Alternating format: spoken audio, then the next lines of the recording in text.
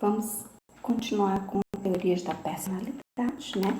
Vamos dar uma recapitulada na teoria de Freud, para depois a gente entrar nesses dois dissidentes de Freud, que foram discípulos dele, depois romperam com Freud, pensaram diferente, que é o Jung e o Erik Erikson. Então, lembrando, né? São esses dois dissidentes de Freud, Erik Erikson e Carl Jung. E recapitulando, né? Desenvolvimento psicossexual de Freud. Então, para Freud, a personalidade ela se forma através dos conflitos inconscientes da infância entre os impulsos inatos do id e as exigências da sociedade. Então, esses conflitos, eles ocorrem em uma sequência invariável de 5 fases, que são aquelas 5 fases psicossexuais, baseadas na maturação em que o prazer se desloca de uma zona corporal para outra, né? Estão lembrados?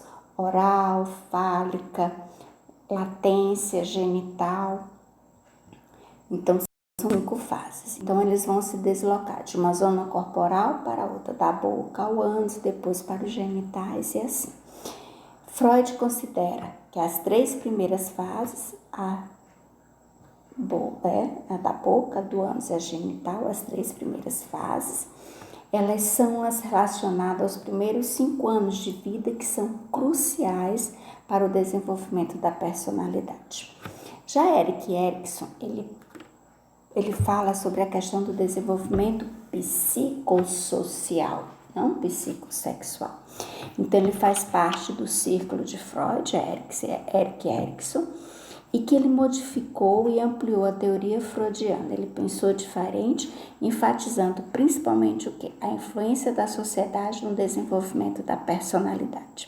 Então, Freud sustentava que as primeiras experiências na infância moldavam a personalidade. Já Erik Erikson, ele já afirmava que o desenvolvimento do ego se estendia pela vida toda. Não estava completo até os 5 anos de idade, não, mas que se desenvolvia ao longo da vida de uma pessoa, durante toda a sua vida. E para ele, a teoria do desenvolvimento psicossocial abrangia 8 fases ao longo do ciclo de vida de uma pessoa, e não 5, como Freud colocou nas 5 fases psicossexuais. Já Erik Erikson não, pensou em 8 fases que seriam ao longo da vida do indivíduo. Jung, ele desenvolveu o que ele chamou de psicanálise analítica. Ele nasceu em 1875 e morreu em 1961. Foi discípulo de Freud, mas fundou uma escola de psicoterapia e psicologia que ele denominou de psicologia analítica. Então, para ele, né, esses modelos de estágio normativo, Freud, ele não viu razão na psicoterapia para pessoas acima de 50 anos. Por quê? Porque Freud acreditava que a personalidade já estava formada, já estava permanentemente formada nessa idade, né? Então, não precisava mais. Jung e Erikson, esses dois teóricos do estágio normativo, eles possuem trabalhos que fornecem uma estrutura de referência para a maior parte da pesquisa e da teoria do desenvolvimento da meia-idade, né? Então, Jung, ele sustentava o quê? Que o desenvolvimento saudável da meia-idade, ele busca o quê? Uma individualização, onde ocorre a emersão do seu eu verdadeiro, por meio do equilíbrio ou integração das partes que estão conflitantes da personalidade, incluindo as que foram anteriormente negligenciadas por mim. Mesmo que eu não tenha visto nada disso, eu negligenciei, mas eu preciso trazer e integrar essas partes para que eu possa ter uma consciência, uma personalidade mais saudável. De acordo com Jung, até os 40 anos, os adultos estão concentrados no quê? Nas obrigações com a família, com a sociedade, e aí eles vão desenvolvendo aqueles aspectos da personalidade que vão ajudar esse ser adulto a alcançar objetivos externos. Então, as mulheres, eles enfatizam que a expressividade é a educação, e os homens são especialmente impulsionados à realização. Então, Então, duas tarefas difíceis, porém necessárias na meia-idade, serão abrir mão da imagem jovem que se tem e reconhecer o que? A mortalidade, a finitude da vida. E aí entra a generatividade versus a estagnação. Então, ao contrário de Jung, que via a meia-idade como um momento de interiorização, Eric já descreve-a como um movimento para fora. Então, Eric vê o quê?